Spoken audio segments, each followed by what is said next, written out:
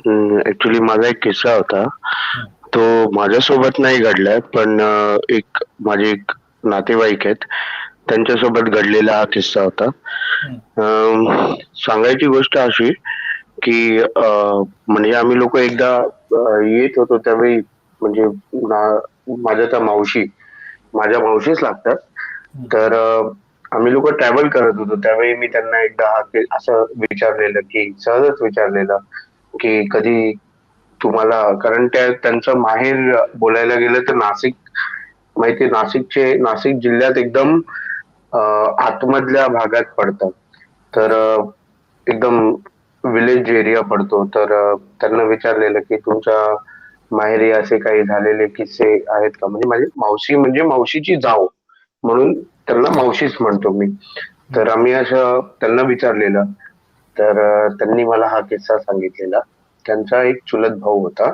हं. तर गावी माहिती आहे शेताला अ, उसाचं शेत किंवा काही एक पर्टिक्युलर शेत असतं त्याला रात्री पाणी द्यायला जावं लागतं.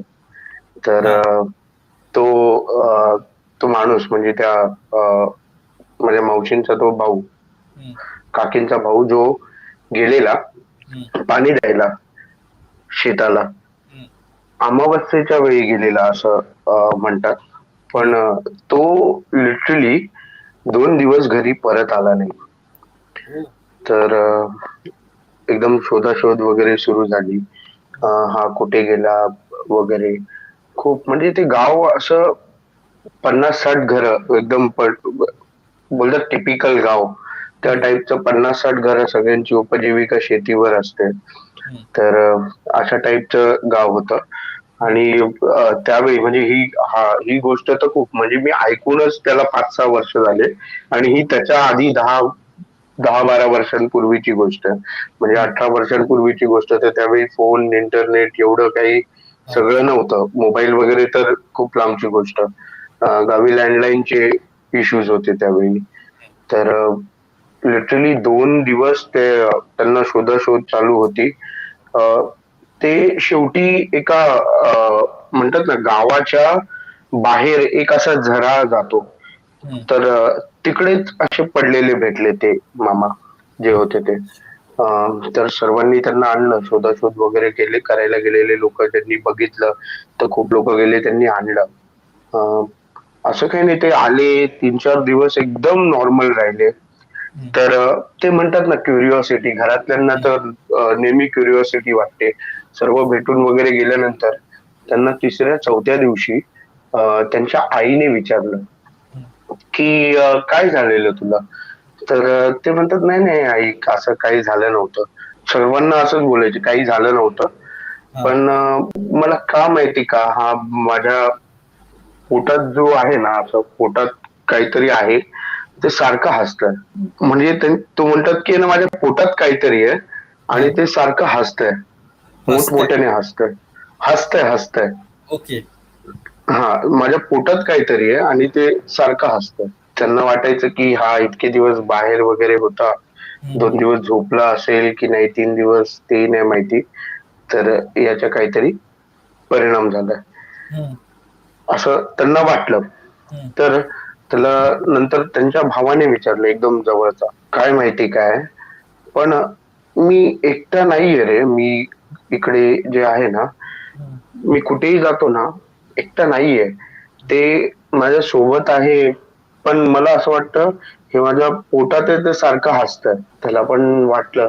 पण नंतर नंतर काय व्हायला लागलं, हा एकटा जायचा हं. आणि त्या घराच्या इकडे बोलत बसायचा. जिकडनं त्याला आणलेलं, तिकडे जाऊन बोलत बसायचा. दिवस-दिवस, रात्र-रात्र गायब असायचा. घरातनं शेताची राखण करायच्या बहाण्याने जायचे आणि गायब असायचे. तर घरातल्यांना थोडं वाटलं हे काहीतरी. मग ज्यावेळी त्यांना कळालं, की हा वेगळाच काहीतरी बिहेव करतोय. कधी माणसासारखा बोलायचा, कधी बाईसारखा बोलायचा आणि बापरे! बोलायचं ते हसतंय ना, हं, ते मला ऐकायला येतंय. हं. हां, समोर ते माझ्याशी बोलतं, मी त्याच्याशी बोलतो.